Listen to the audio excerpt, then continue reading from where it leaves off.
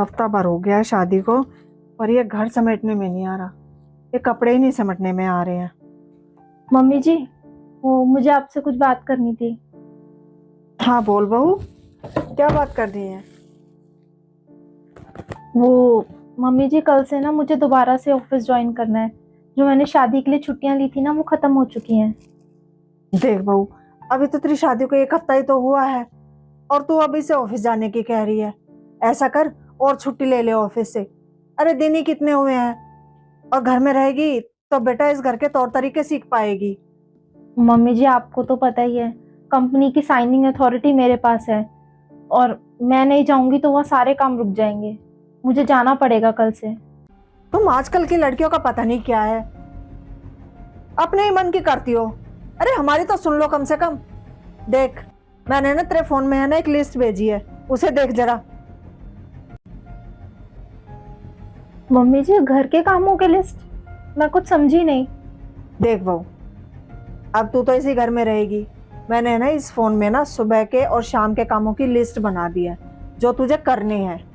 सुबह का ब्रेकफास्ट, सुबह के बर्तन, सुबह का झाड़ू पोछा, फिर लंच, फिर टिफिन पैक, फिर रात का खाना और रात के बर्तन। मम्मी जी, मैं इतना सारा काम अकेले कैसे करूंगी? देख बहू, अगर तुझे नौकरी ही करनी है ना, तो तुझे ये काम तो करके जाने ही पड़ेंगे।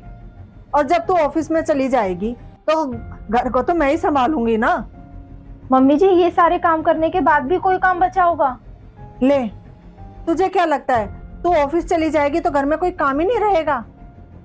फिर भी पता है इतने काम रहते हैं। पौधों में पानी देना है, आए गए को भी देखना है, और क्या नाम है, कपड़ों की तह वगैरह, ये कितने काम हो जाएंगे। पर तुझे तो बाहर जाने की पड़ी है बस। मम्मी जी, मैं बाहर जॉब करने जा रही हूँ, काम करने जाती हूँ, मजे मारने नहीं। और जो भी पैसे आएंगे वो हमारे घर में ही तो काम आएंगे। अरे, तू हमें अपने पैसों का घमंड दिखा रही है। मम्मी जी, मैं बस इतना कह रही हूँ कि मैं इतने सारे काम अकेले नहीं कर सकती। अच्छा ठीक है, एक काम करते हैं, हम घर के लिए एक मेड रखवा लेते हैं। जो भी उसके पैसे बनेंगे वो मैं दे दिया करूंगी अपनी सैलरी में से। अब वही हमारी प्रॉब्लम का हल है। बहू, अभी मैं जिंदा हूँ, और तू ऐसे कौन होती है घर के फैसले लेने वाली? ठीक है, हमारे पास क्या पैसों की कमी है? क्या हम मेड नहीं लगवा सकते? और तुझे क्या लगता है हम नौकरों के हाथ का खाना खाएंगे? देख, मेरी मान तो ये छोड़ दे नौकरी वोकरी करने का, और अपना घर संभाल। मम्मी जी, मैं ये नौकरी नहीं छोड़ सकती। और आपने ही तो कहा था कि शादी के बाद तू जॉब कर सकती है, और अब आप मना कर रही हो। ऐसा क्यों?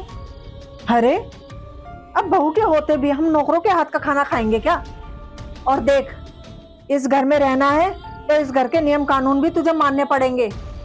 मम्मी जी, ये नियम कायदे हमारे ही तो बनाए हुए हैं, और हम अपनी सहूलियत के हिसाब से इसे बदल भी सकते हैं। और एक मेड रखवाने में आखिर परेशानी ही क्या है? बढ़िया ही तू नियम बदलने वाली। अरे 1 हफ्ता तुझे आए नहीं हुआ इस घर में, और तू इस घर के नियम कानून बदल रही है। मम्मी जी, मैंने इस मुकाम पे पहुंचने के लिए बहुत मेहनत करी है, और मैं अपनी मेहनत को ऐसे बेकार जाने नहीं दे सकती। मैं नौकरी तो बिल्कुल भी नहीं छोड़ूंगी। देख बहू, अगर तुझे घर के काम नहीं करने हैं ना, तो छोड़ दे नौकरी।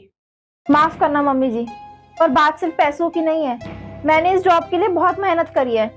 और आप एक बात बताइए मुझे, क्या आप अपने बेटे को कह सकती हो कि वो जॉब छोड़ के घर के काम करे? आप करवाओगे उससे घर के काम? ये कैसी बातें कर रही है? वो क्यों छोड़ेगा भला नौकरी? और वो लड़का है, घर के काम करते अच्छा लगेगा क्या? ऐसी ही घटिया सोच की वजह से ना मम्मी जी, घर कभी नहीं बस पाते।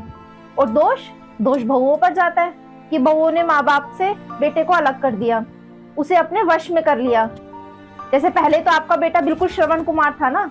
मम्मी जी, बहुओं में कमी निकालने से पहले ना आपकी जो सोच में कमी है उसे सुधारो, क्योंकि कमी बहुओं में नहीं, आप जैसी सासों की सोच में होती है। और जैसा कि आप कह रही थी मम्मी जी नौकरी छोड़ने को, मैं नौकरी किसी भी हाल में नहीं छोड़ूंगी।